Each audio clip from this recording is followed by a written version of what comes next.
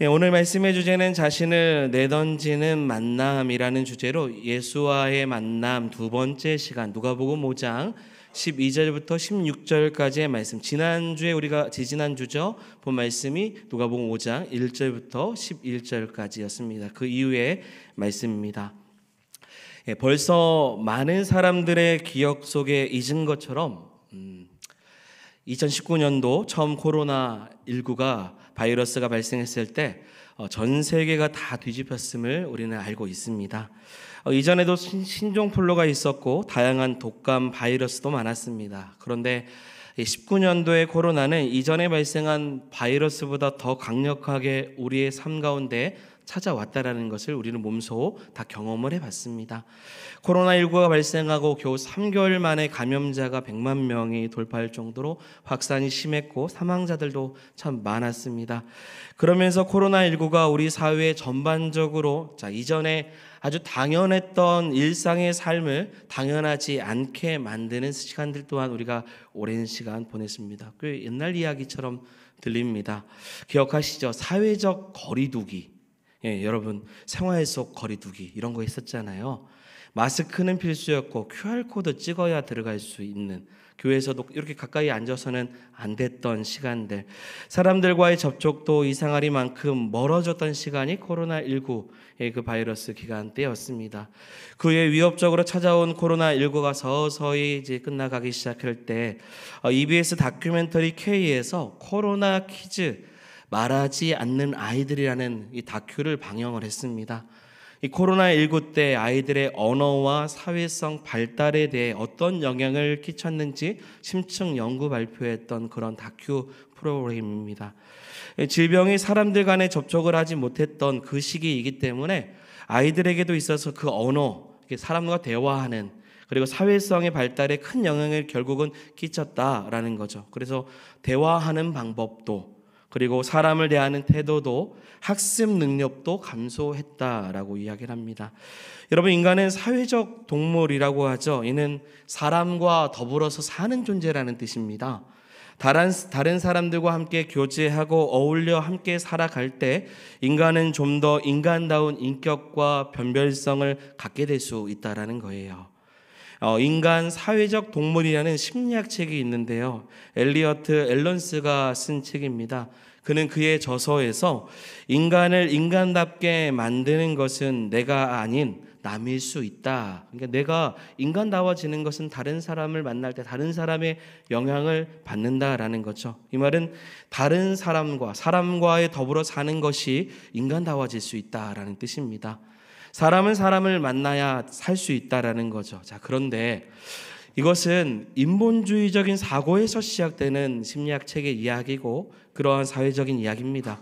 사람이 사람을 만나면 분명히 사회적 동물이기 때문에 인간으로서의 사회성을 갖는 것은 맞습니다. 그러나 우리는요, 믿음의 사람으로서 한 걸음 더 나아가서 생각해야 됩니다. 사람은 사람을 만나야 사람다운 것이 아니라, 여러분, 사람은요, 하나님을 만나야 우리를 지으신 목적대로 우리가 사람답게 살 수 있는 줄 믿습니다. 사람이 사람 만나는 거 필요하지만 믿음의 사람들은 누굴 만나야 돼요? 하나님을 만나야 돼요. 그 만남이 우리 인생 가운데 있을 때 우리를 지으신 목적을 깨닫고 내가 사람답게 사는, 나를 왜 지었을까를 깨닫게 되는 것이죠. 오늘 우리는 예수와의 만남 두 번째 시간, 자신을 내던지는 만남이라는 주제로 예수님과의 만남에 대한 이야기를 다시 한번 나눠보기를 원합니다. 이제 본문의 말씀 속으로 한번 들어가 보죠. 우리 12절의 말씀 같이 읽겠습니다. 예수께서 한 동네 계실 때 온몸에 나병 들린 사람이 있어 예수를 보고 엎드려 구하여 이르되 주여 원하시면 나를 깨끗하게 하실 수 있나이다 하니. 아멘. 오늘 본문을 보면 치명적인 약점으로 인해서 사회적으로부터 버림받은 한 사람이 등장을 하죠. 그는 사람들과 어울릴 수 없고요, 고립된 장소에 머물러 사는 사람입니다. 어떤 사람입니까? 오늘 보면 12절에 나왔죠. 온몸에 나병 들린 사람이라고 하죠. 우리는 곧 이를 나병 환자라고 이야기를 합니다. 이전에 쓰였던 개역 한글 성경에서는 뭐라고 표현했냐면 문둥병자라고 했는데 개역 개정 성경에서는 나병으로 바꿨습니다. 이유는 이렇습니다. 문둥병이라는 말이 원래 비하적인 표현입니다. 그래서 피부가 문드러졌다라는 뜻이에요. 그래서 외형적인 모습을 가지고 사람을 차별하는 뉘앙스를 갖고 있기 때문에 현대에서는 이런 낙인을 없애기 위해서 문둥병이라는 표현을 사용하지 않고 한자로 나병이라고 쓰든지 아니면 병명적으로 한센병이라고 이야기를 하는 겁니다. 그러니 우리도 비하되는 표현이 무의식적으로 사용되지 않도록 바른 표현을 사용하는 것이 좋을 것 같습니다. 그리고 당시 나병은 전염성이 아주 높고 그리고 치료가 불가능한 진짜 한센병이 걸린 사람들이 있기도 하고 치료가 가능한 피부병을 가지고 있는 나병이 있기도 했습니다. 그래서 레위기 13장과 14장에 보면 나병 환자가 일정 기간 격리한 뒤에 몸이 깨끗해지기 시작하면 제사장에게 보이고 치유받았다라는 것 증명받기 시작하면 일상의 삶으로 돌아갈 수도 있었던 겁니다. 그리고 여러분 그것도 기억해야 됩니다. 레위기에서 단순히 이 나병을 피부병으로만 보는 것이 아니라 하나님 백성 가운데 나병은 부정을 상징하는 죄로 보기도 했다라는 것도 우리는 잊지 않아야 될 것입니다. 자, 어찌 되었든 오늘 본문에 나오는 이는요, 온몸에 뭐가 있습니까? 나병이 들린 사람이라고 소개되고 있어요. 그가 어떤 피부병에 걸렸는지, 이게 전염성이 있는지 없는지는 그 사실을 우리 성경은 우리에게 알려주고 있지 않습니다. 그러나 두 가지 확실한 것이 있어요. 하나는 뭐냐면 그의 온몸에 나병이 났기 때문에 한눈에 그 사람이 무슨 환자라는 거 알아요? 나병 환자라는 것을 다 안다라는 거예요. 또 하나는 성경에 그 사람이 어떤 피부병에 걸렸는지를 소개하지 않고 있다라는 거예요. 그거 고침받을 수 있냐 없냐 이게 중요한 것이 아니라 이 말씀의 핵심은 치유받는 것을 넘어서 본질적인 다른 이유가 있다라는 겁니다. 어찌되었던 이 사람은요, 분명히 극도로 힘든 상황 속에서 하루하루를 버티며 살고 있다라는 것은 분명합니다. 자, 우리가 코로나19 때 서로 접촉을 피했던 시간들을 좀 생각해 보시면요, 자, 서로가 서로에게 피해 다녔죠. 그런데 지금 나병 환자는 홀로 격리되어서 모든 사람들이 이 사람을 피하는 상황인 겁니다. 만날 수도 없어요. 사람과의 접촉을 가까이 할 수도 없는 것입니다. 유대인들은 율법에서 가르치는 대로 나병 환자를 부정하다고 취급하며 다른 사람들과 함께 사회에서 사는 것을 금지했습니다. 사회에서 함께 살 수 없는 겁니다. 건강한 사람도요, 갑자기 살다가 나병이 생기면요, 사랑하는 가족들과 함께 살 수가 없어요. 가족에게 떨어져서 저밖에 나로 살아야 됐던 겁니다. 그러니 이건 생이별입니다. 얼마나 힘들겠습니까? 자, 레위기 13장 45절 46절도 같이 한번 읽어보도록 하겠습니다. 읽겠습니다. 나병 환자는 옷을 찢고 머리를 풀며 입니스를 가리고 외치기를 부정하다 부정하다 할 것이요 병 있는 날 동안은 늘 부정할 것이라. 그가 부정한즉 혼자 살되 진영 밖에서 살지니라. 아멘. 이처럼 나병 환자는 옷을 어떻게 합니까? 찢고 머리를 풀어 헤쳐야 됐습니다. 뭐예요? 누가 봐도 이상하죠. 그런데 왜 이렇게 해야 되냐면 내가 지금 나병에 걸렸다, 나병 환자라는 것을 모든 사람들에게 알리기 위한 것입니다. 자기에게 다가오지 않도록 그렇게 한 거죠. 혹시나 모르고 다가온다면 입니스를 가리고 이 콧수염 부분을 가리고 뭐라고 말해야 됩니까? 부정하다, 부정하다라고 말을 해야 됩니다. 쉽게 얘기하면 이거예요. 나 더러운 사람입니다. 나는 더러운 사람입니다 라고 외쳐야 되는 거예요. 누군가 나에게 다가오면 난 더러운 사람이에요. 가까이 오지 마세요. 이걸 2번 외쳐야 하고 그 병이 있는 동안에 부정하기 때문에 성 밖에 살도록 율법에 규정하고 있는 거예요.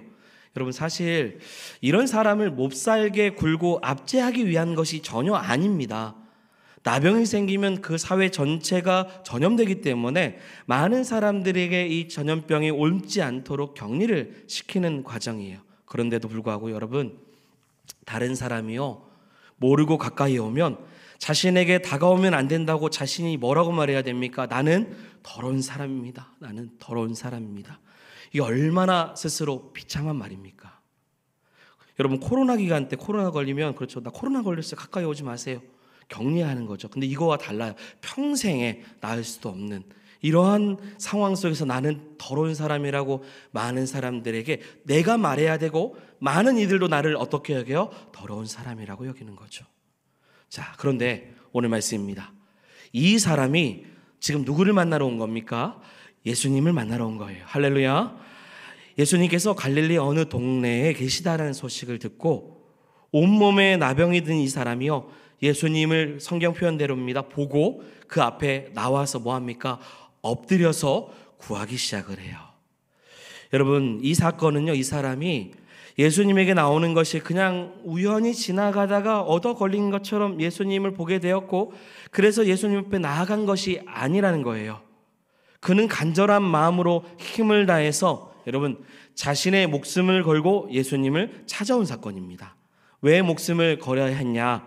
부정한 사람이기 때문에 만약 자신의 존재를 숨기고 몰래 사람들 사이에 그 자리 가운데 갔다면, 이 사람을 만약에 다른 사람들이 봤다면 부정한 사람이라고 해서 어떻게 하냐면 돌을 던져서 죽게 할 수도 있기 때문입니다. 그것도요, 전염병입니다. 그렇기 때문에 사람들에게 있어서 더 위협적인 존재이기 때문에 율법대로 처분을 받을 수 있는 존재예요. 여러분, 사람이요, 나병이 걸렸다고 해도요, 죽는 것보다 더 무서운 것은 없습니다. 그런데 이 사람이요, 지금 예수님 앞에 나왔어요. 목숨 걸고 나온 겁니다. 상상해 보세요. 이전에 그는 예수님이 어디 계신지를 알기 위해서 여러모로 노력도 했을 겁니다. 소문을 들었잖아요. 또 예수님께로 오면서 자신이 나병 걸렸다라는 사실을 사람들이 알면 안 되니까 뭐 이럴 수도 있습니다. 옷으로 자신의 몸을 단단히 가리고 혹시라도 들키면 어떻게 할까 하는 떨리는 마음으로 숨어서 왔을 수도 있습니다. 그러나 여러분, 아무리 가려도요, 표시가 안 날 수가 없어요. 성경은 정확하게 말해요. 뭐라고 말합니까? 온몸에 나병이 들었다고요. 그러니 나병 환자가 사람들 앞에 나타날 경우 바로 들통나는 겁니다. 돌에 맞아 죽을 수도 있기 때문에 굉장히 떨리는 마음으로 여기에 나온 거예요. 그렇게 돌에 맞아 죽을 수 있는 상황임에도 불구하고요, 이 나병 환자가 왜 이렇게 무리해서 예수님 앞에 나온 이유가 무엇입니까? 그는 분명히 예수님이 다른 곳에서 말씀을 전하시면서 병자들을 고쳤다라는 사실을 알고 있었기 때문이죠. 혹시 보았을지도 모릅니다. 멀리서 따라다니며 그 모든 것을 보고 듣는 가운데 저분이라면 내 병을 고칠 수 있다라는 확신을 가지고 나왔을지도 모릅니다. 그러나 여러분, 나병 환자에게 있어서 예수님에게 다가가는 것은 그리 쉽지 않습니다. 나병이라는 큰 장애가 있기 때문이죠.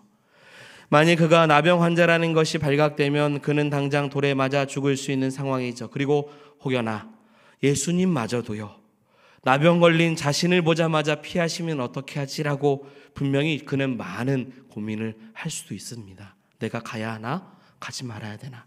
이런 비참한 상황 속에서 사는 것은 쉽지 않은데 예수님께로 가서 그래도 고침받자라고 생각하면서도 바로 그 순간, 그런데 내가 돌에 맞아 죽을 수도 있는데 나병 좀 낫겠다고 목숨 걸어야 되나?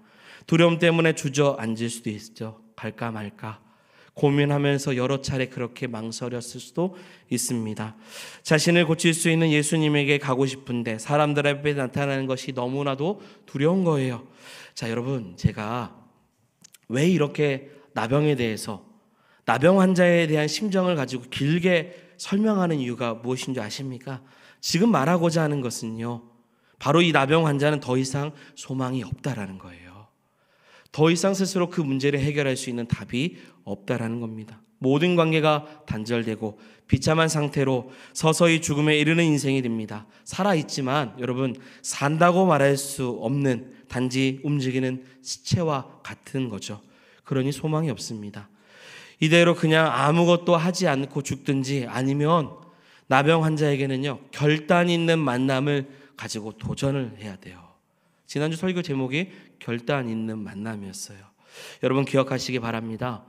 아무것도 하지 않으면요, 여러분, 우리 인생 가운데 아무것도 일어나지 않습니다. 어려움 속에서 도전하지 않으면 여러분, 하나님의 기적의 역사는 전혀 일어나지 않습니다. 베드로의 배에 오르신 예수님께서 베드로에게 뭐라고 말씀하셨습니까? 깊은 곳에 가라고 했습니다. 그리고 그곳에서 그물을 던지라고 했어요. 이 말을 듣고 아무것도 하지 않았다면 아무 일도 그 인생 가운데 일어나지 않았을 거예요. 여러분, 우리 인생에 하나님께서 감동 주시고 도전 주시고 믿음으로 나아가는 길이 열렸을 때 여러분 주저하지 않고 담대하게 나아가시기를 바랍니다. 그래야 변화가 일어나는 거예요. 아무것도 하지 않으면 아무 일도 일어나지 않아요. 결단이 필요해요. 이때 나병 환자는 도전했습니다. 어려움과 힘든 상황에도 불구하고 결단하여서 예수님에게로 나오기로 결심을 했어요. 자, 우리 12절의 말씀 다시 한번 읽어보겠습니다. 읽겠습니다. 예수께서 한 동네에 계실 때 온몸에 나병 들린 사람이 있어 예수를 보고 엎드려 구하여 이르되 주여 원하시면 나를 깨끗하게 하실 수 있나이다 하니. 아멘. 아멘. 그는 예수님을 만나자마자 여러분 어떤 행동을 했습니까? 예수님을 보고요, 그리고 엎드려 구하였습니다. 여러분, 그는요 예수님을 보자마자 그 앞에 나와서 엎드렸어요. 여러분, 얼마나 사람들이 이 나병 환자를 주목했겠습니까? 그냥 정상적으로 걸어와서 예수님을 만났다고 해도요 행색이 이상합니다. 아까 말씀드렸잖아요. 머리도 풀어 헤쳐야 돼요. 그를 볼 때 사람들이 놀랐을 거예요. 어떤 이들은 급히 이 사람을 보고 피하면서 손가락질했을 겁니다. 여기가 어디라고 나병 환자가 여기서 왔냐고 비난하고 비하하면서 더러운 놈이라고 이야기했을 것입니다. 우리까지 부정하게 만들러 왔다고 오히려 화를 내는 사람도 있었을 거예요. 그는 온갖 욕을 다 먹을 수도 있는 상황입니다. 그런데 여러분 보세요. 그가 어떻게 합니까? 그냥 걸어오지 않았어요. 뭐 했습니까? 예수님 앞에 엎드렸습니다. 그리고 구했습니다. 이 행동은요 눈에 더 띕니다. 여러분, 여기서 오늘 설교의 주제가 나왔어요. 자, 엎드렸다라는 단어가 있는데요, 이 단어의 헬라어는요 페손이라는 단어를 사용합니다. 뜻은요 떨어지다, 넘어지다 인데요, 이 단어에 내포하고 있는 것은 내던지다, 자신을 내던진다라는 의미를 가지고 있습니다. 자, 어떤 뜻입니까? 자신을요 예수님 앞에 내던진 거예요. 예수님, 저는 목숨을 걸었습니다. 사람들이 나를 어떻게 보든지 상관없습니다. 저 예수님 아니면 죽습니다. 저 예수님께 제 인생을 걸겠습니다. 내 인생을 내던지든 죽이든 살리든 알아서 해주십시오. 여러분, 이 단어가 뭐예요? 엎드려라는 단어예요. 여러분, 이게 믿음이고요, 이게 신앙입니다. 맡기는 거예요. 예수님께 인생을 거는 겁니다. 사람 눈치, 내 형경과 상황을 보지 않고 내던지는 신앙이요. 그러면서 구하죠. 뭐라고 구합니까? 11절 하반절 보시면요, 같이 읽겠습니다. 주여 원하시면 나를 깨끗하게 하실 수 있나이다 하니. 아멘. 여러분, 이 말씀이 이해가 되십니까? 이 상황 속에서 급하지 않습니까? 그러면 그는 뭐라고 말해야 됩니까? 저를 고쳐주세요. 하실 수 있으면 저를 지금 고쳐주셔야 됩니다 라고 말을 해야 돼요. 그런데 뭐라고 말합니까? 주님, 원하시면요, 주님은 저를 고치실 수 있는 분이십니다 라고 말하는 거예요. 이거요, 자신의 인생을 내던지는 엎드림이 있는 사람이기 때문에 이 말을 하는 거예요. 이제 내 목숨은, 내 질병은 나에게 있는 게 아니라 내던졌죠, 주님께 있습니다. 그래서 내 목숨이 주님 손 안에 주님 뜻에 있습니다. 그러니 주님이 원하신다면 나를 고쳐주십시오. 이제 내 인생 내 거 아니에요. 여기까지 왔는데 주님 나 모른 척 하시면 저 죽을 수 있습니다. 돌 맞아 죽을 수 있고요, 사람들에게 비난받아 죽을 수도 있습니다. 그러니 온전히 맡기는 거예요. 여러분, 내던지는 신앙 우리에게 필요한 줄 믿습니다. 나병 환자는 예수님이 사람들을 고쳐주신다는 소문을 들었어요. 그래서 그는 예수님이 자신을 고쳐주신다는 것도 알았습니다. 문제는 뭡니까? 예수님이 자신을 고칠 수 있느냐 없느냐가 아니에요. 문제는 예수님이 자신을 고치시기를 원하시냐 아니면 원하시지 않느냐예요. 나 같은 자를요, 이렇게 더럽고 추악한 자를 고치실까? 모든 사람들이 다 거절했고 사람 취급도 하지 않는 나를 고치시려고 하실까? 그에게는 그것이 확신할 수 없는 문제였습니다. 그래서 간절하게 그분께 나와서 자신의 인생을 내던진 거예요. 나병 환자가 이렇게 예수님께 가까이 나아간 것은 위험한 행동입니다. 그러나 그만큼 낫고자 하는 간절한 믿음과 소망이, 또한 결단이 있는 마음이 있기 때문에 주 앞에 나아간 줄 믿습니다. 나병 환자는 모든 소망, 그의 인생의 모든 것이 결국 누구에게 달렸냐면 예수님께 달렸다라는 것을 믿었어요. 사랑하는 여러분, 예수님을 우리의 인생 가운데 만나는 것은 굉장히 그만큼 중요합니다. 우리가 예수님을 만나고자 한다면요, 자신의 목숨을 내어 던질 수 있는 결단이 우리에게 필요한 줄 믿습니다. 예수님 앞에 나병 환자처럼 더 이상 소망이 없을 때, 예수님을 만나지 않으면 답이 없는 어떤 문제처럼 살아가는 우리의 인생을 맡길 필요가 반드시 있는 거예요. 건강의 문제나 자녀의 문제나 물질의 문제나 신앙의 문제나 내게 해결할 수 없는 고질적인 어떤 죄와 허물들이 나병처럼 들통날까 봐 꽁꽁 싸매서 사람 눈치 보면서 어떻게 해야 될지 모르는 그런 가운데, 여러분, 예수님께 나오는 것을 주저하면서 망설이면요, 여러분, 다시 말씀드립니다, 아무것도 일어나지 않아요. 주저하지 않고요, 나아가야 될 줄 믿습니다. 예수님을 찾을 때, 구할 때, 바랄 때, 나아갈 때, 그분 앞에 엎드릴 때, 주님이 원하시는 대로 맡길 때, 여러분, 거기서 우리의 인생의 전환점이 일어나는 줄 믿습니다. 시도도 안 하고 거절당할까 봐 손 내밀지도 못하고 엎드리지도 못하고 혼자 끙끙대면서 기도하지도 않으면 안 되는 거예요. 예수님 앞에 나와서 엎드리고 구할 때 주님 여기서 기적의 역사가 일어난다는 것을 보여주시는 겁니다. 자, 그래서 바로 그 다음 절이에요. 나병 환자의 간청에 예수님은 어떻게 반응하시냐? 우리 13절의 말씀입니다. 같이 크게 읽겠습니다.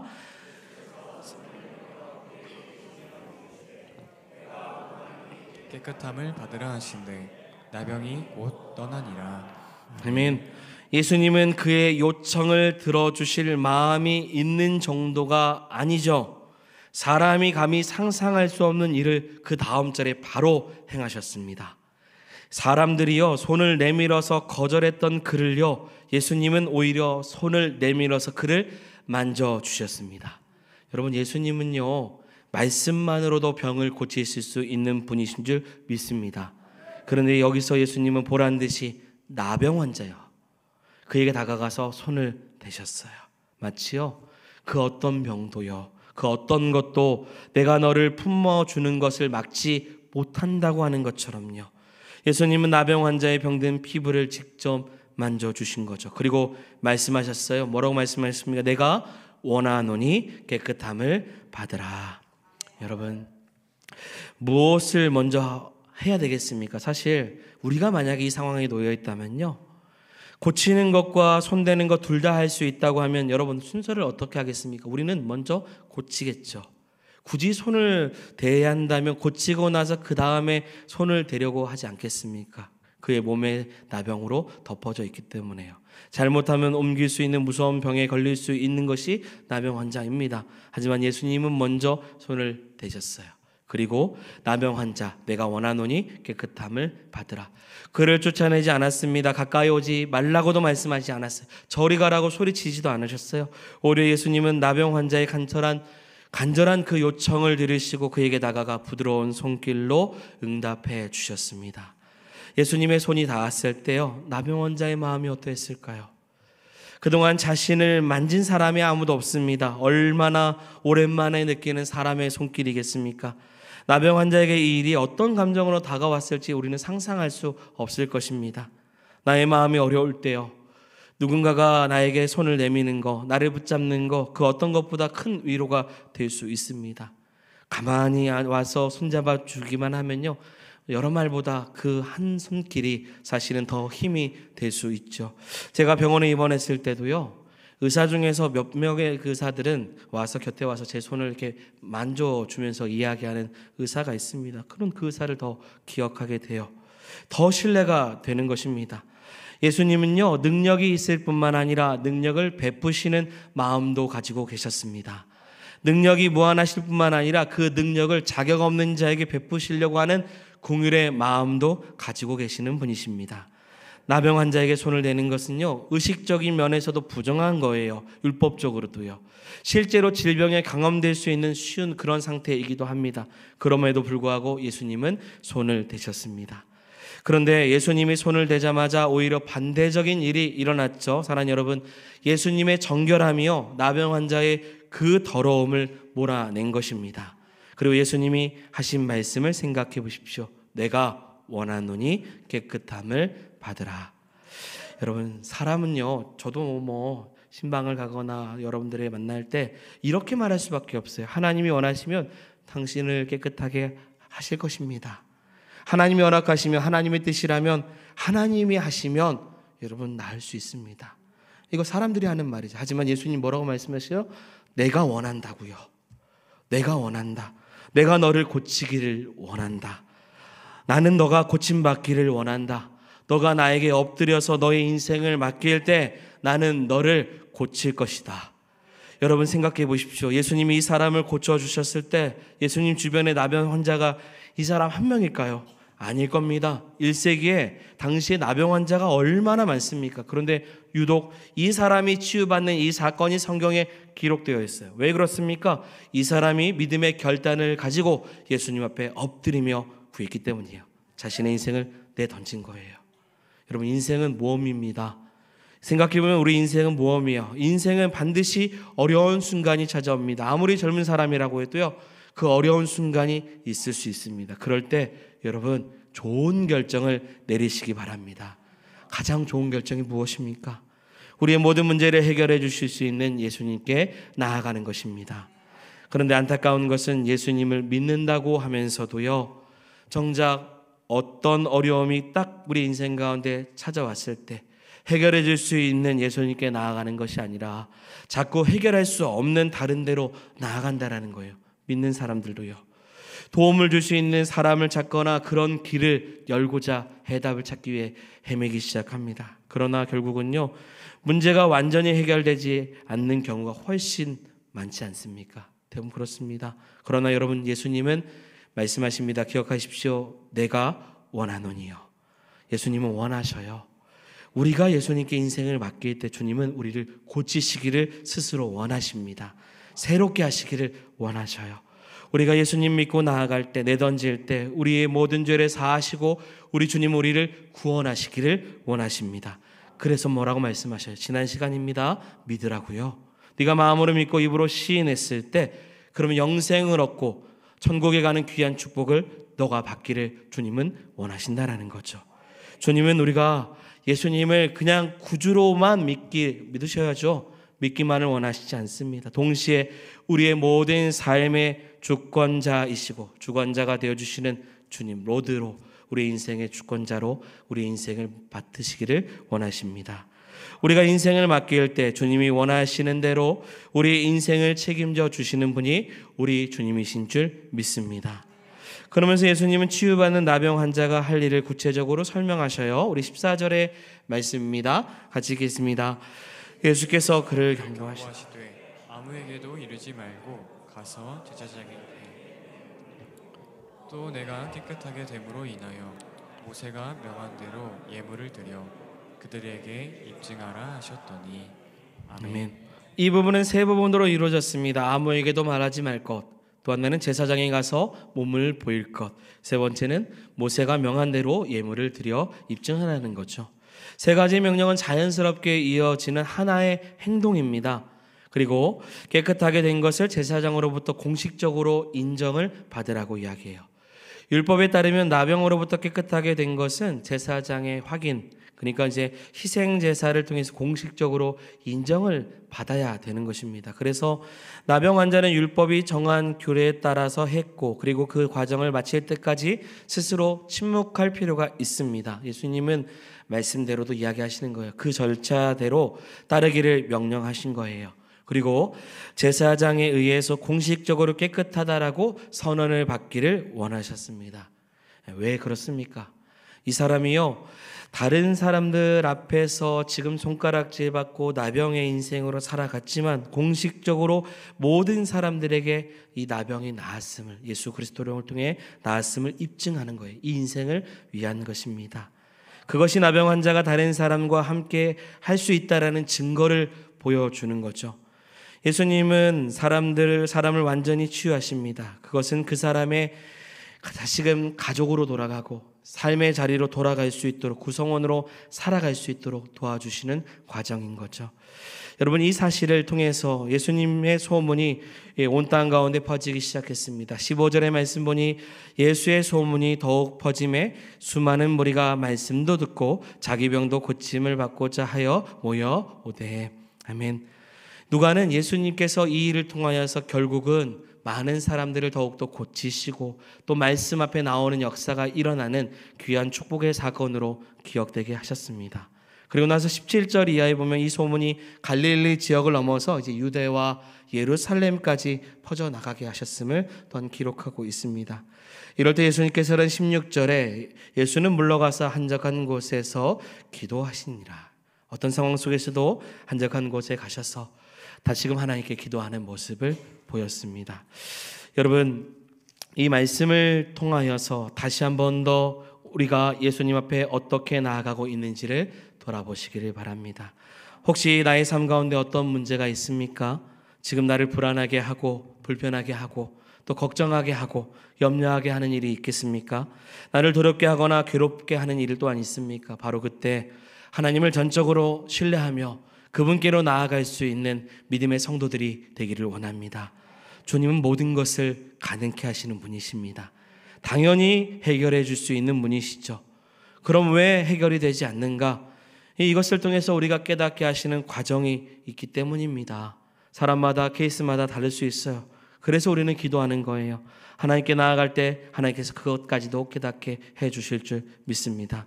우리는 이 능력의 주님께 간절한 마음으로 나아갈 때 우리 안에 다른 믿는 구석을 의지하지 않고요, 온전히 주님께 내던지듯 주 앞에 엎드려서 자신의 능력, 자신이 가지고 있는 어떤 권세, 지위, 어떤 자존심, 가족, 힘이 아니라 오직 예수 그리스도께 자신의 인생을 내어드릴 수 있는 귀한 은혜가 있기를 소망합니다.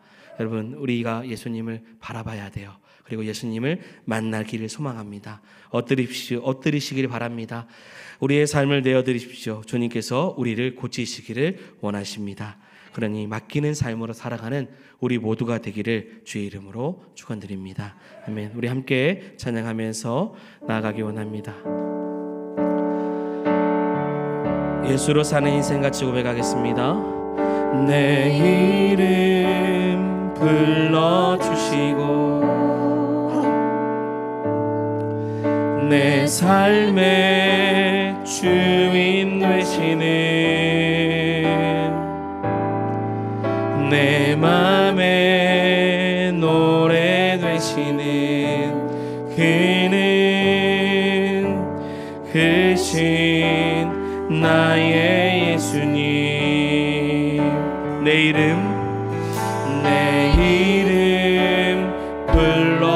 불러주시고 내 삶의 주인 되시는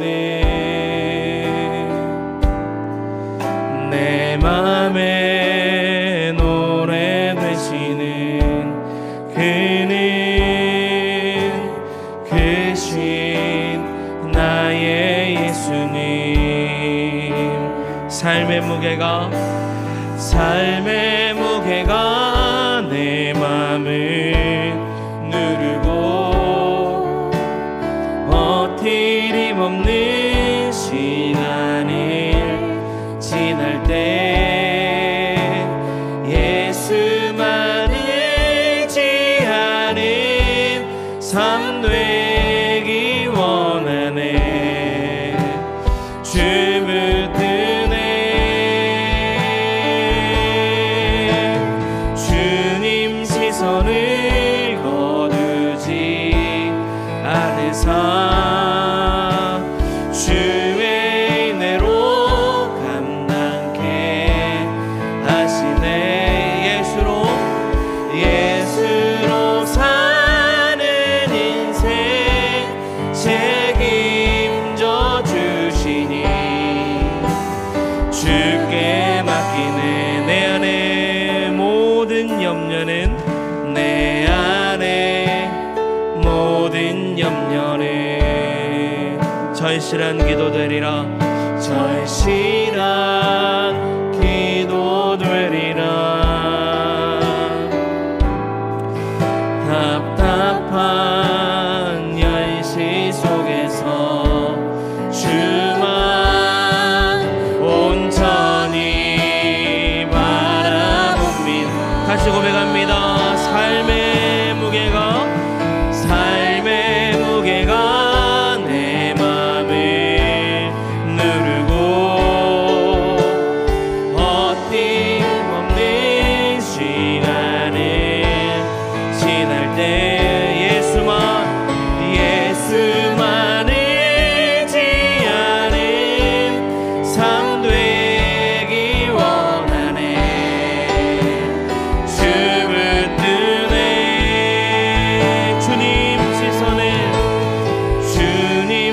영생선을 거두지 않은 삶 주의 은혜로 감당케 하시네.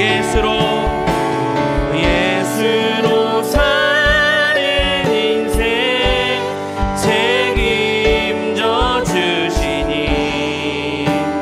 주께 맡기네. 예수로 사는 인생, 예수로 사는 인생 책임져 주시니 주께 맡기네.